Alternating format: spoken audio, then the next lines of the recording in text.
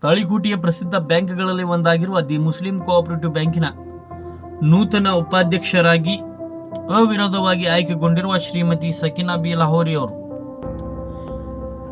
ಇದರ ಹಿಂದೆ ಉಪಾಧ್ಯಕ್ಷ ಸ್ಥಾನದಲ್ಲಿ ರಫೀಕ್ ಬಿಪಾರಿ ಅವರು ಇದ್ದರು. ಅವರ ರಾಜೀನಾಮೆ ಹಿನ್ನೆಲೆಯಲ್ಲಿ ಚುನಾವಣೆಗೊಂಡಿತ್ತು. ಅದರಲ್ಲಿ ಅವಿರೋಧವಾಗಿ ಸಕೀನಾ ಬಿ ಲಾಹೋರಿ ಅವರು ಆಯ್ಕೆಗೊಂಡಿದ್ದಾರೆ.